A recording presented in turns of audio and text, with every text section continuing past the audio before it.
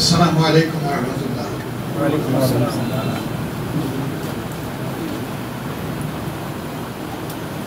আপনারা সাংবাদিক বন্ধুরা আজকে যারা এখানে সমবেত হয়েছেন, আমরা আমাদের প্রিয় সংগঠনের পক্ষ থেকে আপনাদেরকে অভিনন্দন জানাচ্ছি।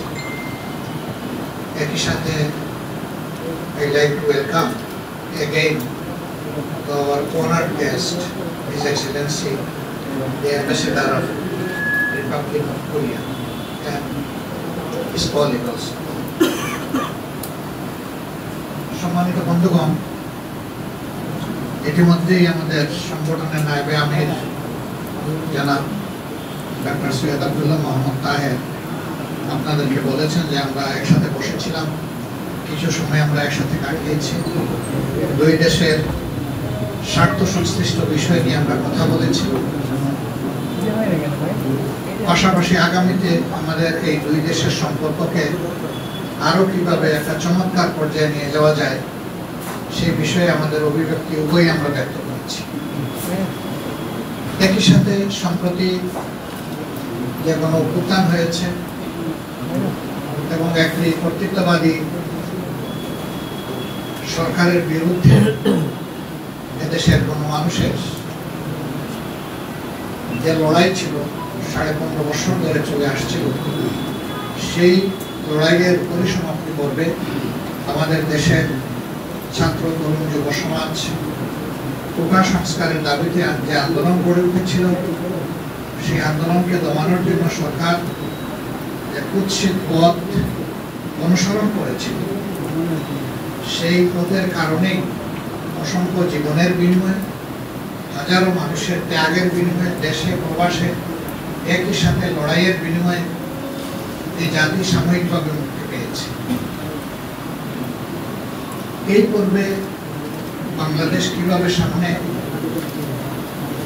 দেশের জনগণের উন্নতি, নিরাপত্তা এবং অগ্রগতি নিয়ে বিশ্ব সম্প্রদায়ের সাথে কাজ করতে পারে, বিশেষ করে বাংলাদেশ এবং কোরিয়া এই ক্ষেত্রে তাদের পার্টনারশিপকে আরো কিভাবে উন্নত করতে পারে সে বিষয়গুলো আমরা আলোচনা করেছি।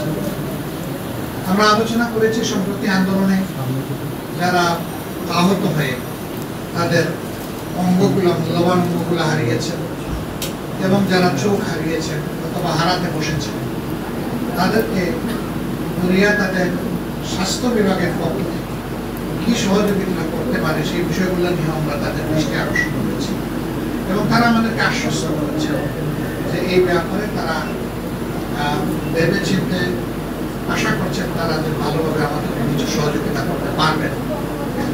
এই মুহূর্তে এই সহযোগিতাটা আমাদের খুবই প্রয়োজন, নইলে অনেকগুলো জীবন আজীবনের জন্য পঙ্গু বিপর্যস্ত হয়ে যায়।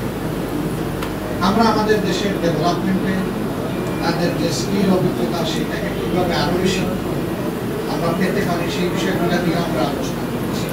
একই সাথে কোরিয়াতে বসবাসরত বাংলাদেশিরা আরো কিভাবে বড় অবদান রাখতে পারেন এবং এদেশ থেকে আরো বেশি স্কিল আর স্কিল ওয়ার্কার কোরিয়ায় যেতে পারেন সেই বিষয়গুলো আমরা আলোচনায় নিয়েছি। আমাদের আলোচনা অত্যন্ত চমৎকার হয়েছে, সন্তোষজনক হয়েছে, আমরা আশ্বস্ত হয়েছি। তাদেরও কিছু কথা ছিল সেগুলো আমরা মনোযোগ দিয়ে শুনেছি এবং সেই জায়গাগুলো আমরা পরিষ্কার করার চেষ্টা করেছি। আমাদের মনে হয়েছে যে তারা পুরোপুরি কনভিন্স হয়েছে আমাদের কথায় এবং আমাদের সমাজ প্রেক্ষাপট সম্পর্কে আমাদের কাছ থেকে তারা একটা স্পষ্ট ধারণা পেয়েছে।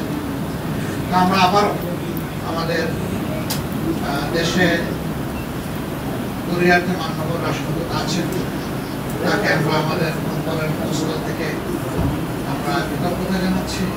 15.5 বছর আমাদের তাণ্ডব চলার পরে এই অফিস খুলে বসেছে আমরা মাত্র 2 মাস। এই অবস্থায় তারা আমাদেরকে দেখতে এসে আমাদেরকে সম্মানিত করেছে, আমরা তাদের কাছে কৃতজ্ঞ। First of all, I'm very happy and honored to visit the Bangladesh Islamic Jamaat Islamic Party. Also, at the meeting, we discussed how both countries will enhance bilateral relations. Also, I explained to the party members existing bilateral relations. So I'm emphasizing three. One is that the Korea investment is very consistently has been made, and